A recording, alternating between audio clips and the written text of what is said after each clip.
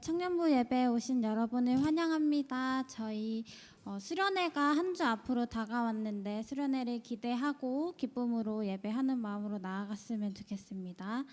네, 찬양하시겠습니다.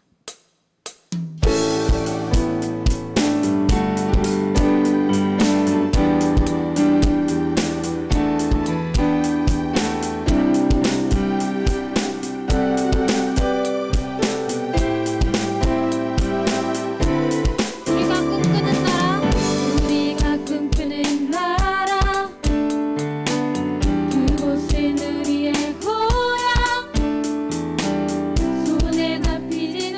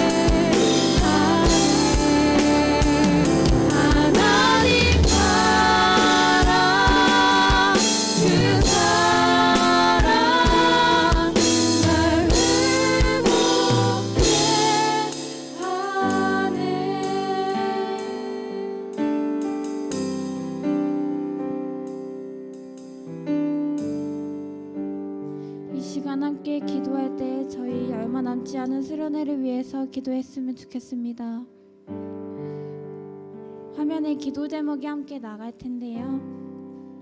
수련회를 통해 이 시대를 살아가는 연희교회 예수가족 청년들이 예수님의 참된 제자로서 부르심을 다시 깨닫는 수련회가 될 수 있도록, 또 수련회를 진행하는 과정들을 통해 공동체를 떠난 청년들이 다시 교회를 찾아와 공동체성을 회복하고 나아갈 수 있도록, 마지막으로 수련회를 통해 하나님을 소망하고 전인격적인 삶의 변화를 통해서 세상을 변화시키는 우리 공동체가 될 수 있도록 이 시간 함께 기도하시겠습니다.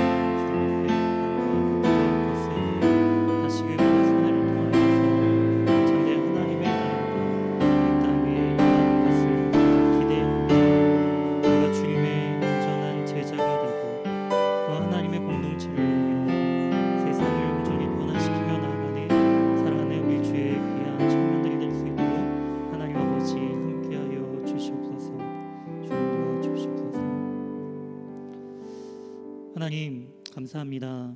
우리를 예배 자리에 부르시고 또한 특별히 이번 주간 수련회를 앞두고 있습니다.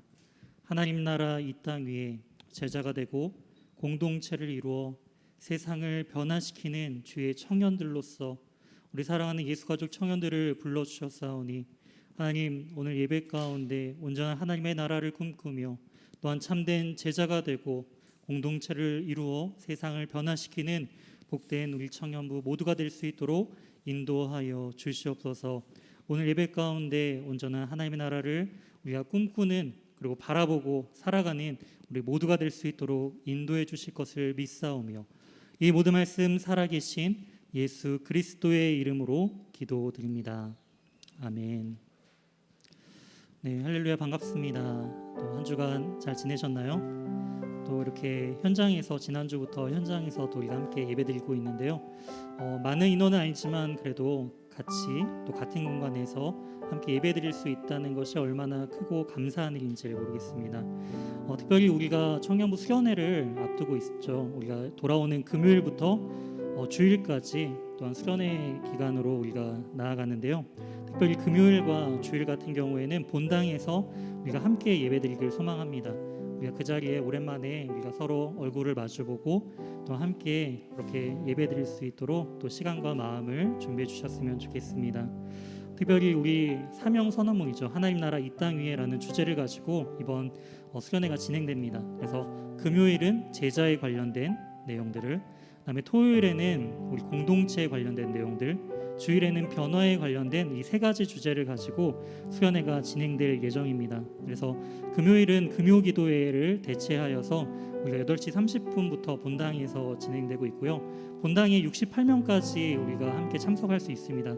우리 청년부가 주관되는 수련회이기 때문에 청년들이 8시 반 전에 미리 이 예배당에 또 함께 참석해 주셔서 또 예배를 우리 수련회를 또 사모하는 마음으로 참석해 주셨으면 좋겠고요. 토요일은 저희가 원래 공예배가 없는 날이기 때문에 온라인으로 진행이 됩니다. 그래서 토요일 같은 경우에는 줌과 또한 이후에 올려질 유튜브를 통해서 함께 참석해 주시면 되고요. 또한 주일에는 오늘은 여기 할렐루야 홀에서 예배를 드리지만 다음 주부터는 본당에서 예배드릴 예정입니다. 그래서 주일에는 오후 2시에 본당으로 오시면 되겠습니다. 단톡방에 함께 계시는 분들께는 이 내용들을 주중에 한 번 더 공지해 드릴 거고요. 또 수련회에 관련된 설문조사를 위해서 또한 단톡방에 또한 그 내용들을 올려드릴 예정인데요. 성실하게 또 그 내용들을 답해 주시면 감사하겠습니다. 또한 저희가 수련회 물품을 저희가 선물로 준비해 놨습니다. 수련회 티와 또한 여름은 다 지나갔지만 그래도 그 선풍기랑 간식들을 이렇게 준비를 해놨어요. 그래서 혹시나 수련회 물품을 이 선물을 받지 못하신 분들은 오늘 오후 3시 30분부터 4시 30분까지 새가족실에 직접 방문해 주시면은 선물을 드리도록 하고요. 혹시나 주중에 받아가시지 못하신 분들은 당일날 금요일날 좀 일찍 오셔서 미리 수련회 물품들을 받고, 당일에는 우리가 수련회 티를 같이 입고 금요일 같은 경우에는 같이 수련회 티를 입고 또 예배를 드리면 좋을 것 같아요. 그래서 수련회 티를 미리 받고 또 참석해 주시면은 감사하겠습니다. 이어서 우리 내일부터 우리 수련회 전날인 목요일까지 수련회를 위한 준비 기도회 모임을 가질 예정입니다. 저녁 8시에 우리가 줌으로 함께 모여서 수련회를 위해서 함께 기도로 모이려고 합니다. 함께 많이 참석해 주시고요. 기도로 준비하며 나아가는 수련회가 되었으면 좋겠습니다. 이어서 2021년도 성경 통독 안내입니다. 2021년도 성경 통독 가이드 영상이 매주 금요일 연희교회 유튜브 채널을 통해 제공되고 있습니다. 함께 성경 통독의 마음을 모아주시고요. 37주차 한 주간 말씀을 묵상할 본문의 내용은요, 에스겔 19장부터 에스겔 43장까지입니다. 마지막으로 수험생을 위한 기도를 위해 함께 기도 부탁드립니다. 11월 18일 수능이 있는데요. 수능을 특별히 코로나 기간 동안 수능을 준비하는 우리 수험생들을 위해서 함께 기도해 주시고, 또한 다시 이제 수능을 준비하는 우리 청년들을 위해서도 기도해 주시기 바랍니다. 어려운 상황이지만 끝까지 건강과 또한 마음을 붙들어 주시고 수련의 결과보다는 그 과정 가운데 하나님을 의지하는 우리 수험생들 되도록 함께 기도로 마음을 모아 주셨으면 감사하겠습니다. 광고는 여기까지고요. 오늘 우리에게 주신 하나님의 말씀은 요한복음 12장입니다. 요한복음 12장 12절에서 19절 말씀입니다. 요한복음 12장 12절에서 19절 말씀. 신약성경 167면에 있습니다. 다 찾으셨으면 제가 12절부터 18절까지 대표하여 봉독하고 19절은 함께 합독하여 읽도록 하겠습니다. 그 이튿날에는 명절에 온 큰 무리가 예수께서 예루살렘으로 오신다는 것을 듣고 종려나무 가지를 가지고 맞으러 나가 외치되 호산나 찬송하리로다 주의 이름으로 오시느니 곧 이스라엘의 왕이시여 하더라. 예수는 한 어린 나귀를 보고 타시니 이는 기록된 바 시온 따라 두려워하지 말라. 보라 너의 왕이 나귀 새끼를 타고 오신다 함과 같더라. 제자들은 처음에 이 일을 깨닫지 못하였다가 예수께서 영광을 얻으신 후에야 이것이 예수께 대하여 기록된 것임과 사람들이 예수께 이같이 한 것임이 생각났더라. 나사로를 무덤에서 불러내어 죽은 자 가운데서 살리실 때에 함께 있던 무리가 증언한지라. 이에 무리가 예수를 맞음은 이 표적 행하심을 들었음이러라. 함께 읽도록 하겠습니다. 바리새인들이 서로 말하되 볼지어다 너희 하는 일이 쓸데없다. 보라 온 세상이 그를 따르는도다 하니라. 아멘. 오늘 본문을 중심으로 인자가 영광을 얻을 때라는 제목으로 하나님의 말씀 증거하도록 하겠습니다. 우리 청년들은 지금 평안하신가요? 내 인생은, 내 삶은 지금 참 평안으로 가득 차 있습니다. 걱정거리도 하나도 없고 즐거움 가운데 늘 거하고 있습니다. 그런 분 계실까요? 그렇다면 우리 사회는 어떤가요? 우리 사회는 평안이 가득한 사회인가요? 우리의 시작은 어쩌면은 빚을 지지 않고는 시작할 수 없는 그런 사회를 살아가고 있는 것 같습니다. 많은 분들이 대학교에 입학할 때부터 또한 학자금을 대출받기도 하고, 또한 취업해서는 학자금을 갖고, 또한 취업한 이후에 결혼해서는 결혼을 위해서 빌린 대출금을 갚기 위해서 하루하루 살아가는, 어쩌면은 빚을 갚는 인생으로서 늘 우리 마음 가운데 불안과 초조함이 가득한 인생을 살아가고 있지 않나요? 사회도 점점, 예전에는 가부장 제도가 좀 심하긴 했죠. 하지만 그때는 아버지가 그 집안의 가장으로서 모든 경제적인 부분들을 책임져 주었죠. 하지만 지금은 어떤가요? 남녀의 평등을 말하면서 한편으로는 여성 역시 남성과 동일한 수준의 경제적인 참여를 이 사회는 요구하고 있죠. 이것이 여성도 일하는 것이 당연한 시대가 바로 우리가 사는 세대다라는 것을 또한 세상은 우리에게 말하고 있는 것 같습니다. 요즘에는 그렇죠. 결혼하고 나서 맞벌이를 하지 않는 가정을 찾는 것이 더 어려울 정도로 여성이 가정 안에서 아이를 키우고 교육하는 것이 얼마나 귀하고 위대한 일인가에 대한 그 가치가 점점 무너져 내리고, 자녀를 출산한다 할지라도 그 아이는 어린이집에 유치원에 보내고 부모는 일을 해야 하는, 그리고 아이는 결국 부모의 그 사랑 가운데 어렸을 때 사랑을 받지 못해서 점점 삐뚤어져 자라가면 또 그 아이를 위해서 케어하기 위해 또 많은 경제적인 비용을 지출해야 하는 악순환이 가득한, 어쩌면은 평안이 없는 사회를 살아가는 것이 우리의 현실의 모습인 것 같습니다. 그렇다면 예수님의 당시, 예수님이 살아계셨던 그 예수님 당시의 사회의 모습은 어떠했을까요? 로마가 지배하고 있는, 위대한 제국이 지배하고 있는 나라를, 그 시대를 예수님께서는 살아가고 계셨습니다. 팍스 로마나라는 그러한 이름의 로마의 평화라는 그러한 제국의 평화 가운데 예수님은 살아계셨죠.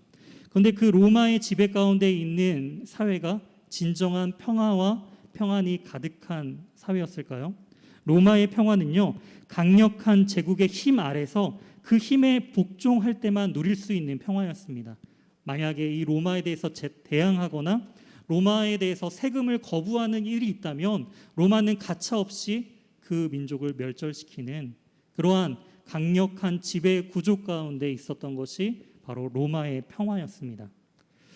하지만 이렇게 영원할 것 같았던 제국의 영광과 평화도 더 강력한 힘에 의해서 무너지기 마련이죠. 그렇다면 예수님께서는 이 땅 가운데 정말 주님께서 원하시는 그 평화, 주님께서 원하시는 그 하나님의 나라를 선포하고 그 복음을 증거하기 위하여 이 땅에 오셨는데, 주님께서 원하시는 그 하나님의 나라란 과연 어떠한 나라이며, 또한 주님께서는 그러한 복음을 전하기 위하여 하나님의 큰 일을 온전히 나타나기 위하여서 지금 오늘 본문에 예루살렘으로 입성하시는, 들어가시는 모습을 볼 수가 있습니다. 예수님의 공생애 가운데 마지막으로 예루살렘에 들어가시는 그 입성하시는 장면을 통하여서 과연 하나님께서 예수 그리스도를 통해 이루고자 하시는 하나님의 나라와 평화가 어떠한 것인지 오늘 말씀을 통해 깨닫고 그 참된 평화를 누리며 나아가는 저와 사랑하는 우리 청년들이 되시길 주님의 이름으로 소망합니다. 12절 말씀에는 그 이튿날에라는 연결사로 이제 시작하는 것을 볼 수가 있는데요. 그렇다면 그 이튿날이란 바로 앞절에 있었던, 바로 요한복음 12장 1절부터 11절에 있었던 일들의 다음 날임을 우리는 알 수가 있는데요. 우리가 지난주에 살펴보았던 그 사건이었습니다. 어떠한 사건이죠? 마리아가 예수님의 그 몸에 그 향유를 깨뜨려 붓고 또한 자신의 머리카락으로 예수님의 발을 닦았던 그 사건이 있었던 그 다음 날, 또한 그때는 언제였느냐, 명절이라고 설명하고 있습니다. 여기서 말하는 명절은 유월절이에요.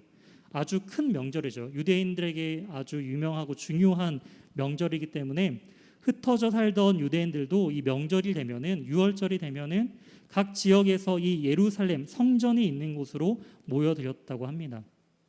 당시 예루살렘의 성에 사는 사람들의 수가 약 6만여 명 정도 됐다고 하는데요. 이 6월절 기간만 되면은 각 지역에서 유대인들이 이렇게 몰려들어서 이 6월절 전후로는 그 인구가 20에서 30만 명 정도가 이렇게 예루살렘에 가득 모였다고 합니다. 그렇게 많은 무리가, 큰 무리가 지금 이 명절을 지키기 위해, 6월절을 지키기 위해 모여들었다가 그 가운데 지금 예수님께서 이 예루살렘에 오신다라는 소식을 듣고 모여들었던 그 수많은 사람들이 지금 예수님을 맞이하는 모습이 바로 13절이에요. 13절 말씀을 보시니까 종려나무 가지를 가지고 맞으러 나가 외치되 호산나 찬송하리로다 주의 이름으로 오시는 이 곧 이스라엘 왕이시여 하더라. 지금 종려나무는요, 대추 야자 열매 그 나뭇잎을 의미하는데요. 그 종려나무 이 가지는요, 종려나무 성읍으로 유명한 이 여리고성에서 많이 자란다고 해요. 그래서 여리고 성으로부터 이 종려나무 가지를 사람들이 가지고 이미 와 있었을 것이다라는 것을 우리가 추측해 볼 수가 있는데요. 구약에서 이 종려나무 가지는요, 유월절의 그러한 기간에 사용됐던 그런 게 아니라 오히려 초막절과 더 관련이 있었어요.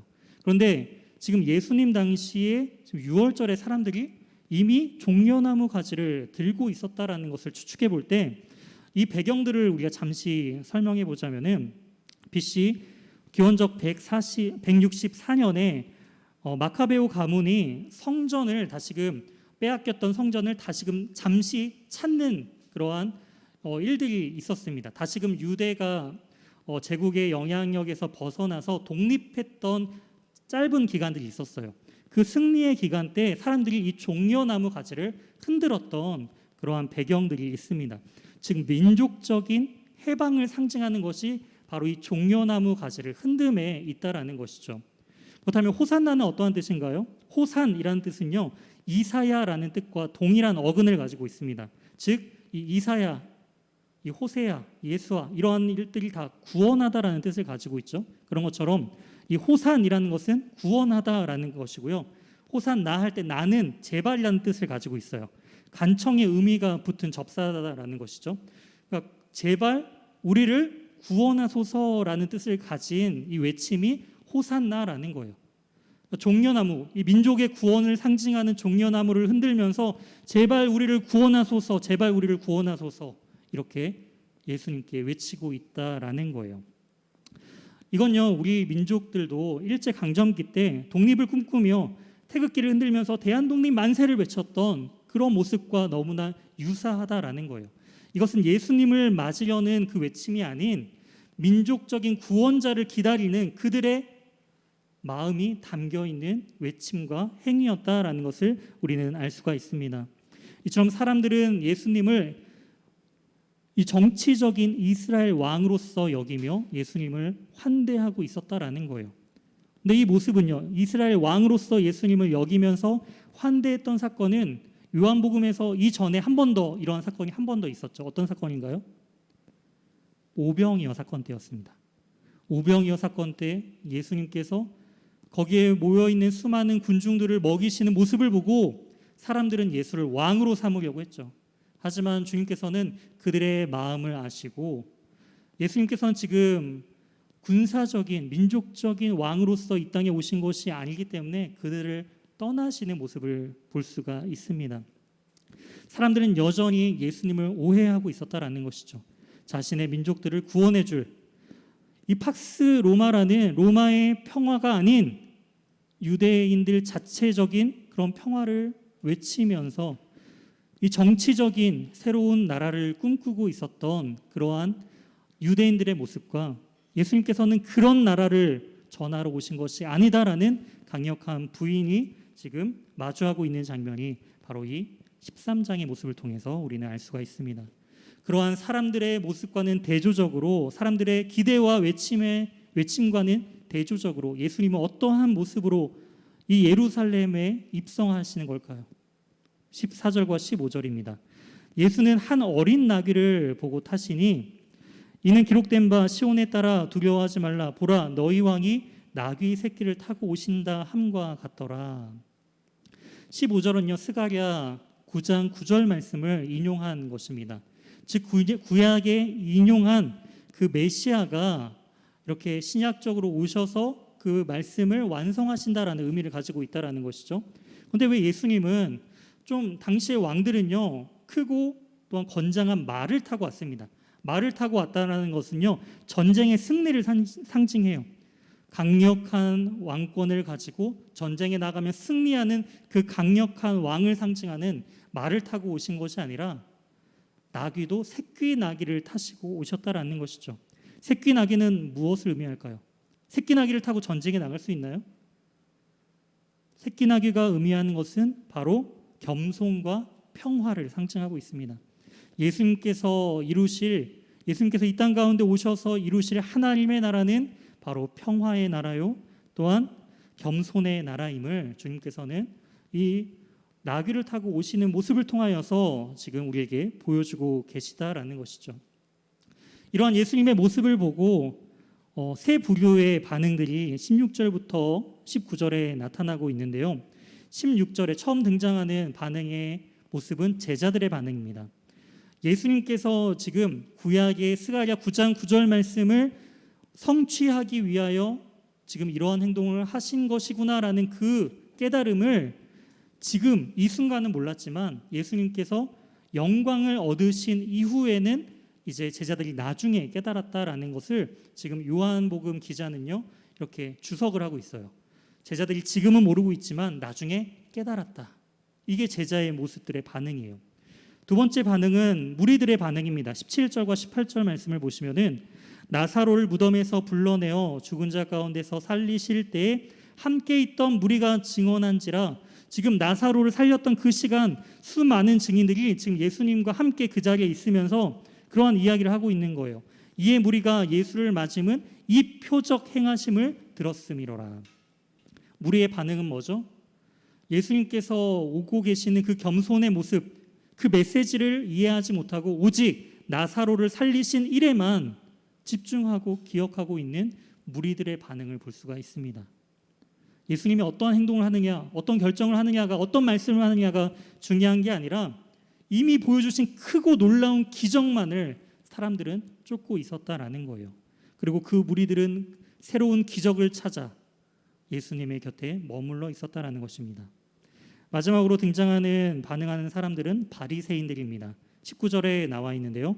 바리새인들이 서로 말하되 볼지어다 너희 하는 일이 쓸데없다. 보라 온 세상이 그를 따르는도다 하니라. 바리새인들, 특히 종교 지도자들은요, 예수님을 따르거나 예수님을 믿는 자들을 유대교 안에서 출교시키기로 결의했어요. 출교시킨다는 것은 함께 공동체 생활을 할 수 없게끔 그 사람들이 버림당하는 그러한 모습들을 보여주고 있는데요. 그렇게 예수님을 따르는 자들을 출교하겠다라고 명하지만 주위의 반응들은 어떤가요? 예수님을 환호하며 정치적인 메시아로서 우리 민족을 구원해 줄 그 메시아로 인정하며 예수님께 환호하고 있었다라는 거예요.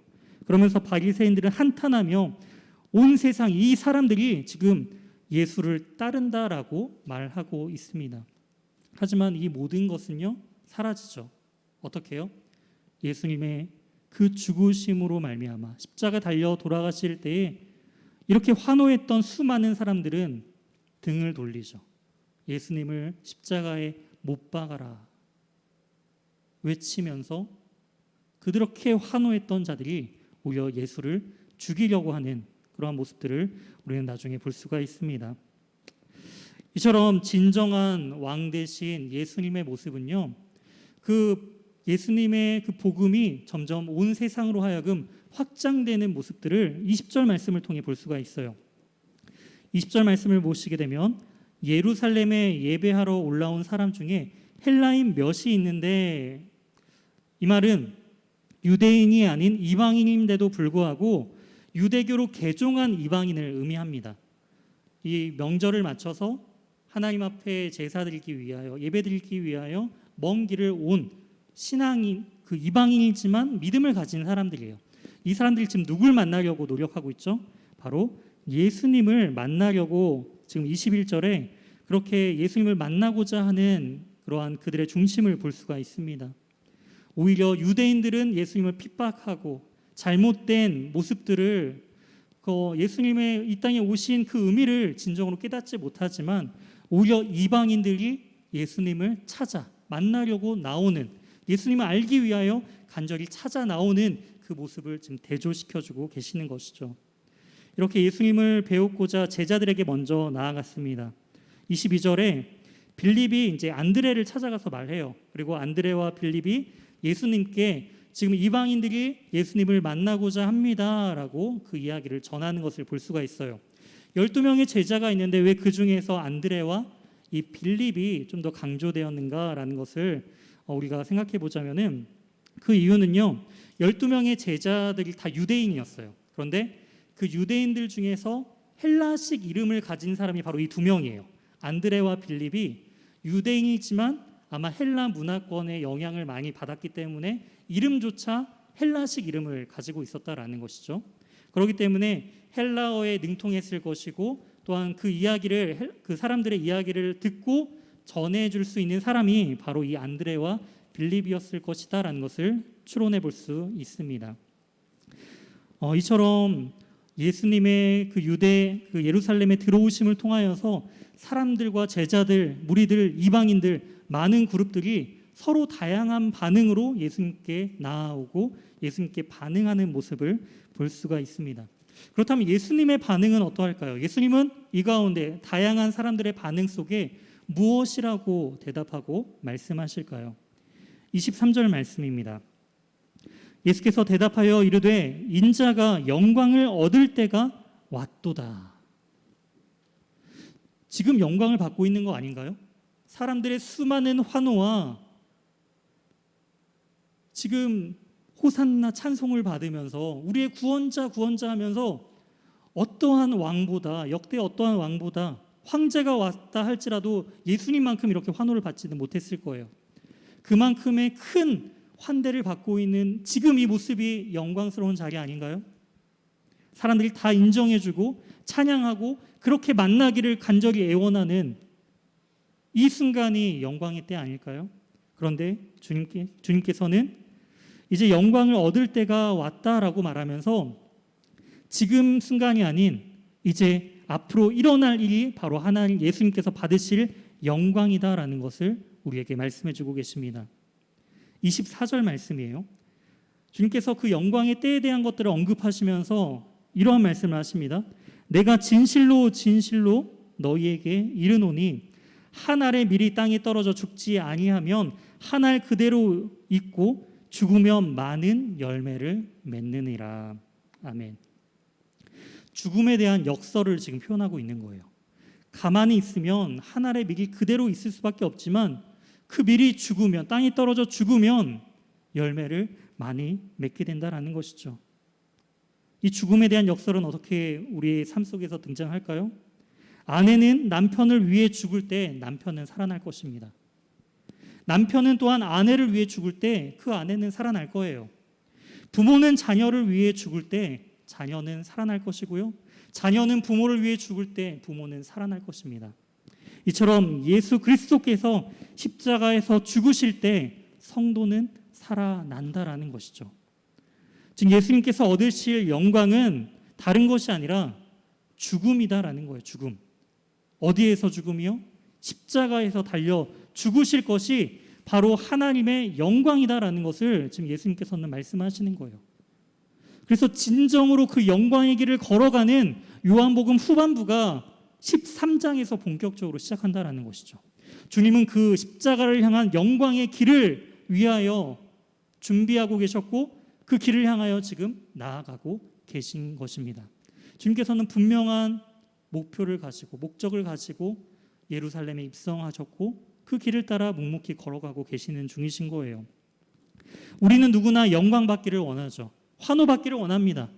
사람들이 그렇게 환호해주고 축복해주고 만나기를 원해주고 자신을 그렇게 높여주기를 원할 거예요.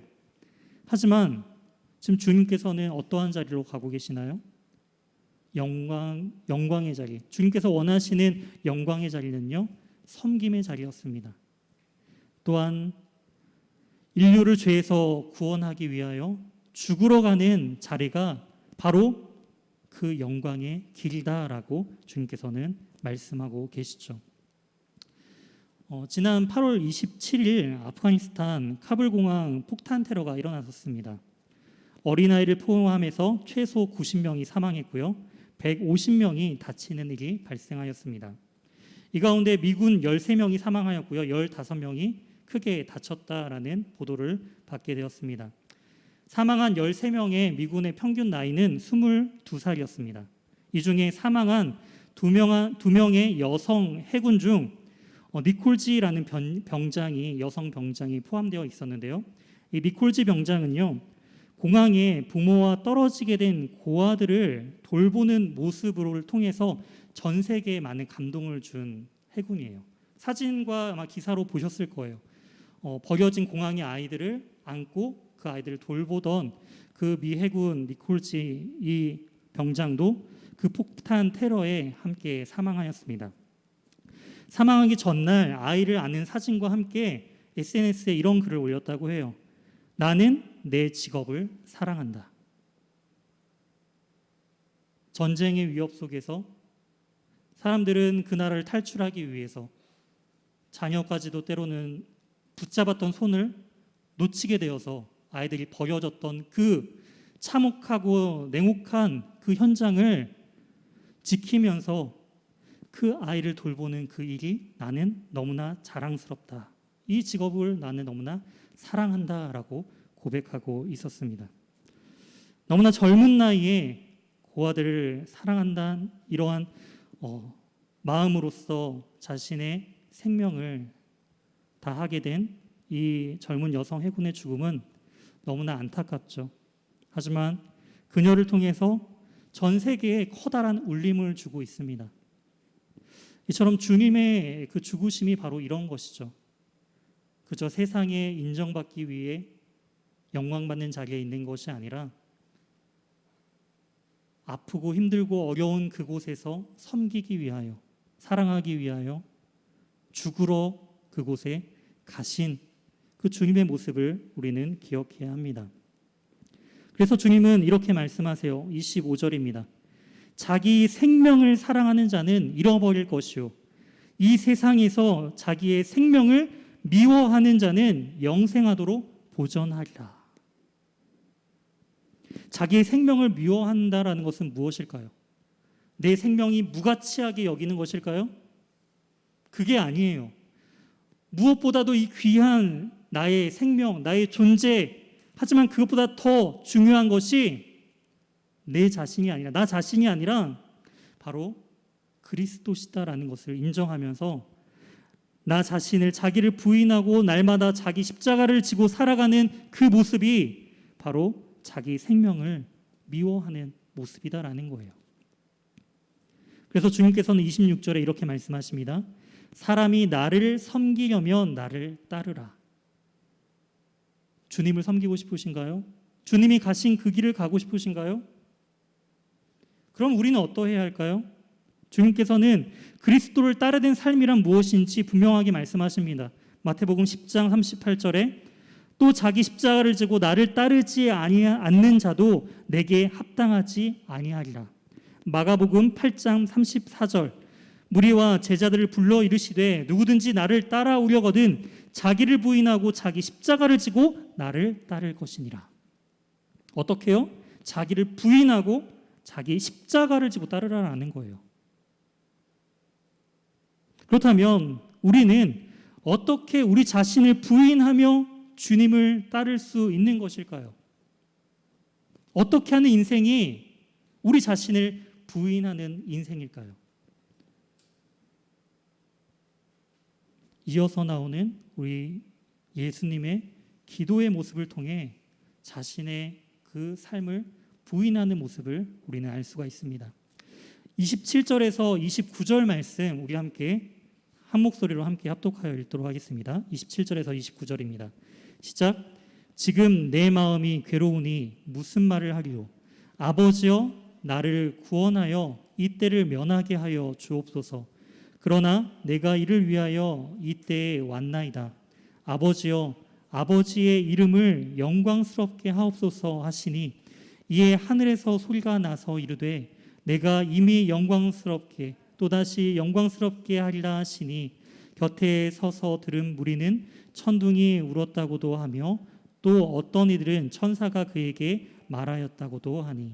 아멘.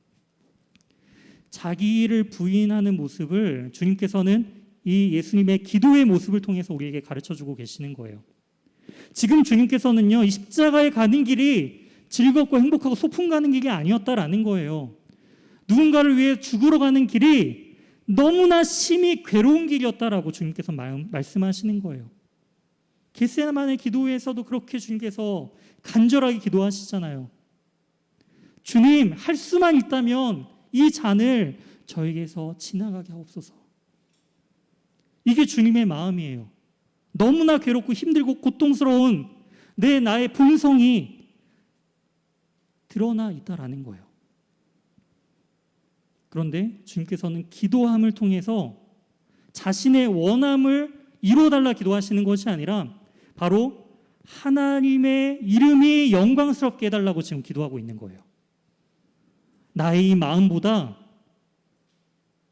나의 평안보다, 내가 이 땅에서 쉬는 것보다 하나님의 그 영광을 위하여 사는 것, 그리고 하나님의 때가 지금 이 순간이고다라는 것을 깨닫는 인생. 무엇을 통해서요? 하나님 앞에 기도하는 인생이 바로 자기를 부인하는 인생입니다. 하나님 앞에 기도함을 통하여서 나의 뜻을 관철시키는 인생이 아닌, 기도함을 통하여서 하나님의 뜻이 나의 뜻으로서 하나님의 계획이 바로 나의 계획이 되는 것. 이처럼 진정한 기도는요, 하나님 앞에 아뢰는 데서 시작합니다. 나의 뜻을 꺾고 하나님의 뜻을 세우는 것이 바로 기도다라는 것이죠. 그리고 비로소 그 기도를 통해서 하나님의 뜻과 나의 뜻이 하나가 됩니다. 내가 이루고자 하는 것, 이미 주님께서 이루고자 하시는 그 위대한 길이요. 하나님의 뜻을 아는 자는 하나님의 뜻대로 그 삶을 살아가게 되어 있다라는 거예요. 우리는 두 주인을 섬길 수 없습니다. 여리고에서 그 주님 앞에 찬양하기 위하여 종려 나무가지를 가지고 온 그 여리고 성에 과거에 구약시대에 어떤 여인이 살았나요? 여호수아를 보시게 되면은 그곳에 기생 라합이 살았죠. 여리고에 살던 기생 라합. 하지만 아이러니하게도 그 여리고를 배반하지 않으면 하나님의 백성이 될 수 없었어요. 이처럼 우리는 이 땅 가운데 살면서 세상과 하나님을 동시에 섬길 수 없습니다. 라합은 선택했죠. 잠깐 그 머무는 그 공간인 여리고를 선택하는 것이 아닌 바로 영원한 하나님의 나라를 택하였죠. 이런 것처럼 주님께서는 주님을 따르는 인생이란 무엇인지 우리에게, 예수님께서는 그 예루살렘에 입성하심을 통하여서 우리에게 말씀해 주고 계시는 거예요. 하나님의 영광의 때란 십자가고, 주님을 쫓는 인생이란 자기를 부인하고 자기의 십자가를 지고 주님을 따르는 인생이다라는 것을 우리에게 말씀해 주고 계십니다. 십자가 없는 영광은 없습니다. 십자가를 지지 않고 주님을 따라간다 말할 수 없다라는 거예요. 그렇다면 우리는 지금 주님을 따르는 인생을 살아가고 계십니까? 주님을 위하여 우리는 고난마저도 기쁨으로 감당할 그런 준비가 되어 있느냐 말이에요. 우리는 우리의 연약함을 인정해야 합니다. 그래서 더 하나님의 은혜를 간구하며 기도할 수밖에 없는 거예요. 주님, 우리를 불쌍히 여겨 주시옵소서. 우리에게 믿음을 주시옵소서. 우리가 믿음을 가지고 주님의 그 길을 따라갈 수 있도록 주님 도와주세요. 우리 자신을 날마다 부인해야 돼요. 바울도 고백했죠. 나는 날마다 죽노라. 어떻게요? 이 죄 가운데 매어 있던 자신을 주님 앞에 온전히 내어드리기 위하여 그 죄의 옛 습성을 날마다 죽임으로 바울은 날마다 기도하며 나갔다라는 거예요. 우리도 이 주님께서 가신 그 길을 쫓아 자기 십자가를 지고 세상의 영광을 위한 것이 아닌 하나님의 영광을 위해 살아가는 저와 사랑하는 우리 귀한 예수가족 청년 모두가 되길 주님의 이름으로 소망합니다. 우리 함께 찬양으로 고백하며 나아갔으면 좋겠습니다. 십자가 없는 영광은 없네라는 찬양이에요. 오늘 말씀과 너무나 일치되는 찬양인 것 같아서 우리가 청년부 예배 때는 처음 부르는 찬양이지만 우리가 가사에 집중하면서 우리 함께 이 가사의 고백들을 함께 나누면서 주님 앞에 결단하며 나갔으면 좋겠습니다.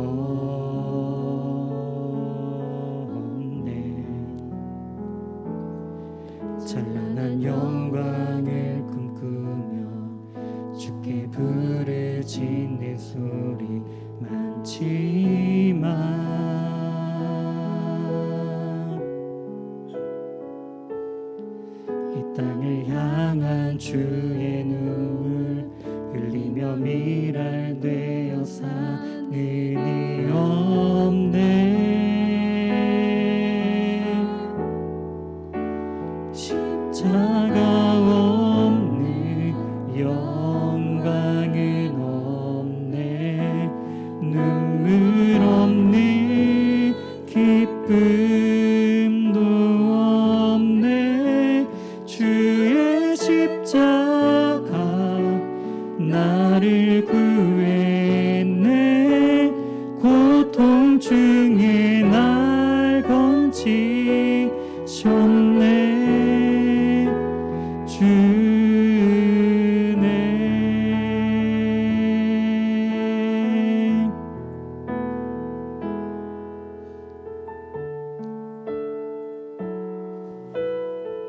주께 환호하는 소리, 주께 환호하는 소리, 춤추며 노래하는 소리 많지만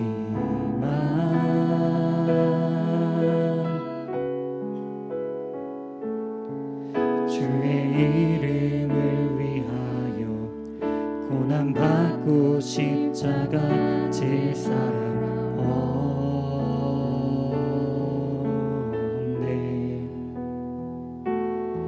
찬란한 영광을 꿈꾸며 주께 부르짖는 소리 많지만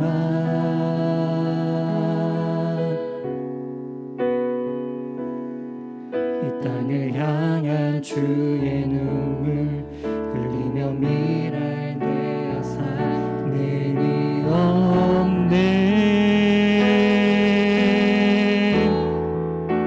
십자가 없는 영광은 없네. 눈물 없는 기쁨도 없네. 주의 십자가 나를 구했네. 고통 중에 날 건지셨네. 십자가 없는 영광은 없네. 눈물 없는 기쁨도 없네. 주의 십자가 나를 구했네. 고통 중에 날 건지 십자가 없는 영광은 없네. 눈물 없는 기쁨도 없네. 주의 십자가 나를 구했네. 고통 중에 날 건지 십자가 없는 영광은 없네. 눈물 없는 기쁨도 없네. 주의 십자가 나를 구했네. 고통 중에 날 건지셨네.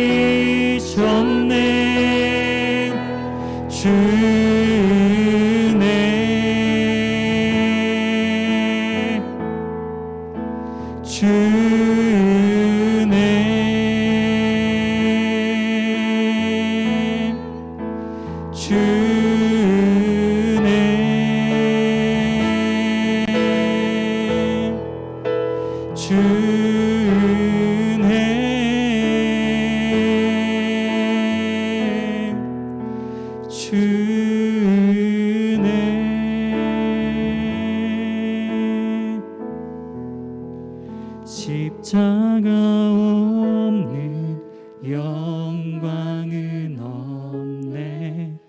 눈물 없는 기쁨도 없네. 주의 십자가 나 나를 구했네. 고통 중에 날 건지셨네. 십자가 없니 영광이 없네. 눈물 없니 기쁨도 없네. 주의 십자가 나를 구했네. 고통 중에 날 건지. 십자가 없는 영광은 없습니다. 십자가 없는 영광이 없네. 눈물 없는 기쁨도 없네. 주의 십자가 나를 구했네. 고통 중에 날. 마지막으로 고백합시다. 십자가 없는, 십자가 없는 영광이 없네. 눈물 없는 기쁨도 없네. 주의 십자가 나를 구했네. 고통 중에 날 건지셨네.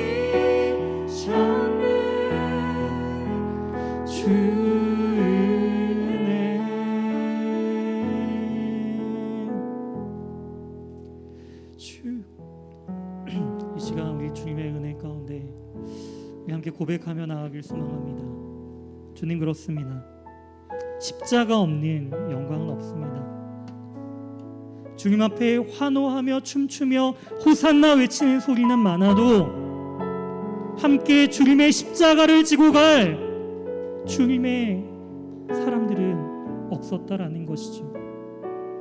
홀로 그 길을 걸어가시며 먼저 우리에게 생명의 본을 보이시며 주님께서 우리에게 생명을 주신 그 사랑의 모습을 우리는 기억해야 합니다.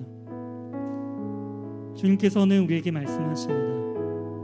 주님의 참된 제자들이란 바로 주님의 그 십자가를 지고 주님을 따라가는 인생들입니다. 우리는 그 길을 소망하고 그 길을 따라 나아가야 합니다. 때로는 그 길이 두렵고 고통스럽고 힘든 길이라 할지라도 주님께서 가라 말씀하신 길이라면 주님께서 함께 하시기 때문에 믿음으로 그 길을 걸어 나아갈 수 있습니다. 주님의 길을 따라 나아가는 자는 아버지께서 영광스럽게 세워주신다 약속하셨습니다. 세상의 영광이 아닌 하나님께서 우리에게 부어주실 변치 않고 영원할 하나님의 그 영광을 소망하며 우리는 나아가길 소망합니다.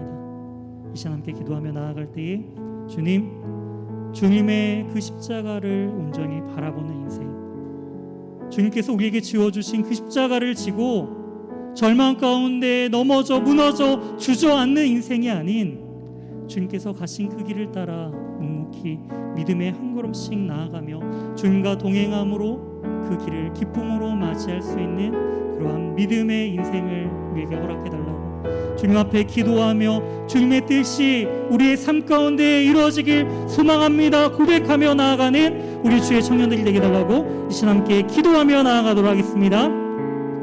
하나님 감사합니다. 하나님, 주님께서 그 예루살렘에 입성하시는 그 모습을 가운데 수많은 무리들은 주님의 오심을 기뻐 찬양하며 종려나무 가지를 흔들며 호산나 호산나 외치며 찬송했던 수많은 무리들이 있었습니다. 하지만 그 수많은 무리들 가운데 하나님, 정말 십자가를 지고 주님을 따라가는 참된 주님의 제자들은 없었습니다. 하나님, 하지만 주님께서는 묵묵히 그 길을 정말 고통 가운데 정말 피하고 싶은 그 길이지만 정말 주님께서 하나님의 뜻이 이루어지길 소망하며 그 길을 나아가셨던 것처럼 우리의 인생 속에서도 때로는 두렵고 절망스럽고 하나님 염려되는 수많은 아버지 세상의 어려움과 두려움들이 우리 가운데 있다 할지라도 주님께서 우리를 대신하여 먼저 가신 그 십자가의 그 모습을 바라보며 십자가를 굳게 붙들고 나아갈 수 있도록 주님 인도하여 주시옵소서. 주님께서는 결코 우리를 버려두시는 것이 아니라 그 십자가의 길을 통하여서 함께 그 길을 걸어 나아가시며 우리에게 먼저 보여주신 믿음의 길을 따라 주님과 동행하는 복된 인생의 길임을 우리가 깨달아 나아가길 소망합니다. 하나님께서 영광스럽게 우리를 세워주시겠다 말씀하신 그 약속의 그 참된 평화의 길을 우리가 따라 살아나가길 소망하오니 주님, 우리가 주님께서 보여주신 그 하나님의 나라, 하나님 정말 주님께서 보여주신 그 섬김과 평안을 우리가 이 땅 가운데 온전히 선포하며 나타내며 주님의 제자로서 공동체를 이루며 세상을 변화시키는 주의 청년들이 일어나 하나님 더욱더 이 땅 가운데 하나님의 말씀으로 이 세상을 변화시키는 주의 청년들이 될 수 있도록 인도하여 주시옵소서. 때로는 그 십자가의 길이 너무나 두렵고 힘든 가운데 있습니다. 하나님, 그럴 때일수록 우리가 함께 기도하며 함께 서로가 힘든 짐들을 서로 나누며 함께 격려하며 끝까지 믿음의 그 길을 잃지 않고 나아갈 수 있는 우리 예수아주 청년들이 될 수 있도록 인도하여 주시옵소서. 하나님, 이 시대를 살아가는 우리 청년들에게 참된 평화가 없습니다. 늘 두렵고 아버지 힘든 여정을 살아가는 아버지 이 땅을 살아가는 우리 청년들을 주님 불쌍히 여겨주시고 그들이 결코 좌절하거나 하나님 모든 것들을 주님 내려놓지 아니하고 하나님께만 온전히 붙들림 받아 주님을 온전히 소망하며 참된 그 생명의 길을 살아나가는 우리 귀한 청년들이 될 수 있도록 주님 믿음을 굳게 붙들어 주시옵소서. 주님 함께하여 주시옵소서. 우리 한 번 더 기도하며 나아갈 때에 우리 돌아오는 금요일부터 주일까지 이어지는 우리 청년부 수련회를 위해서 함께 기도했으면 좋겠습니다. 특별히 우리가 함께 기도하며 나아갈 때 이번 수련회 가운데 다시금 우리의 무너진 신앙이 회복되며 또한 공동체를 떠난 지체들이 다시금 돌아오는 그런 귀한 그런 생명의 역사가 일어나길 소망합니다. 하나님, 이번 수련회 가운데 하나님께서 인도하여 주시고 정말 주님께서 이 공동체에게 주신 그 사명 선언이 멀리 선배들에게 주신 사명이 아닌 지금 이 시간 이 시대를 살아가고 있는 우리에게 주신 사명임을 다시금 깨닫는 복된 은혜를 허락하여 주시옵소서.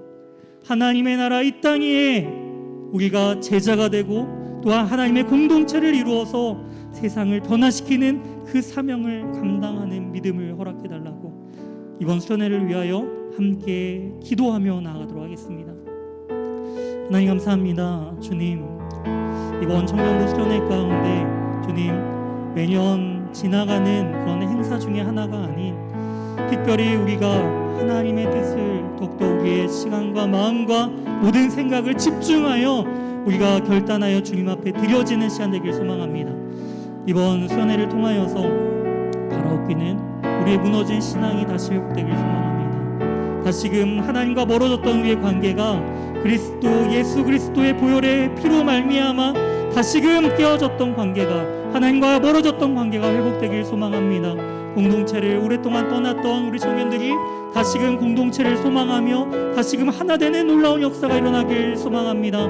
하나님 함께하여 주시고 주님 은혜 베풀어 주시옵소서. 그리하여 주님 이 공동체에게 주신 그 사명 선언이 하나님 저 멀리 우리 선배들에게 준 사명으로 끝나는 것이 아닌 주님 지금 시대를 살아가는 우리 귀한 예수가족 청년들에게 온전히 임하여서 우리가 온전히 감당해야 할 사명임을 깨달아 하나님 나라 이 땅 위에 제자가 되고 공동체를 이루어 세상을 변화시키는 우리 귀한 예수가족 청년들이 될 수 있도록 주님 역사하여 주시고 인도하여 주시옵소서. 그 귀한 하나님 아버지의 마음이 우리의 삶을 통하여서 온전히 드러나길 소망하오니 이루어지길 소망하오니 하나님 이번 수련회 가운데 하나님께서 놀랍게 역사하여 주시옵소서. 놀라운 변화가 일어나길 소망합니다. 하나님의 그 부흥의 때가 완전히 온전히 일어나길 소망하오니 하나님 우리를 불쌍히 여겨주시고 우리 청년 공동체가 다시금 주님의 이름 안에서 하나 되는 놀라운 은혜의 역사가 일어날 수 있도록 성령 하나님 함께하여 주시옵소서. 주님을 찾고 의지하는 주의 청년들이 다시금 회복되길 소망합니다. 하나님 무너졌던 우리의 신앙들이 다시금 회복되길 소망합니다. 하나님 우리를 불쌍히 여겨주시고 하나님 다시금 우리가 믿음으로써 다시금 우리에게 주신 그 십자가를 지고 주님께서 어디 걸어가신 그 주님의 길을 따라 나아가는 담대한 믿음을 우리에게 허락하여 주시옵소서. 주님 함께하여 주시옵소서. 주님, 사람들은 환호하였지만 그 십자가의 길을 따라가진 않았습니다. 호산나 다윗의 자손이여 외쳤던 주님을 찬양했던 수많은 무리는 주님의 그 십자가의 길에 모두 등을 돌렸습니다. 주님, 그 모습이 바로 우리의 모습입니다. 주님을 찬양하고 주님이 가신 그 길을 간다 말하였지만 십자가의 고난 앞에서 세상이 주는 그 절망 앞에서 우리는 믿음을 등지며 세상을 바라봤던 연약한 인생들입니다. 주님, 우리를 불쌍히 여겨 주시옵소서. 주님, 그러기 위하여 우리는 날마다 우리 자신을 부인해야 합니다. 우리의 모습은 너무나 연약하여 죄의 길로 나아가기 너무 빠릅니다. 바울의 고백처럼 주님께서 말씀하신 말씀처럼 우리를 날마다 부인하며 주님께서 지신 그 십자가를 우리가 바라보며 우리에게 맡겨주신 사명으로 주신 그 주님의 맡겨주신 십자가를 지고 믿음의 한 걸음 한 걸음 내디딜 수 있는 참된 믿음을 우리에게 허락하여 주시옵소서. 주님, 온전히 십자가를 지고 주님의 그 고난에 동참하며 하나님의 영광을 위해 살아가는 귀한 우리 청년부 모두가 될 수 있도록 인도하여 주시고 또한 돌아오는 금요일부터 주일에 있을 그 수련회 가운데 한량없는 하나님의 은혜가 온전히 임할 수 있도록 주님 인도하여 주시옵소서. 주님의 그 영화로우심과 하나님의 위대하심과 하나님께서 우리에게 주신 그 크고 놀라우신 그 비밀을 우리가 깨닫고 바라보는 시간들이 될 수 있도록 주님 역사하여 주시옵소서. 이 모든 말씀 살아계신 예수 그리스도의 이름으로 기도드립니다. 아멘.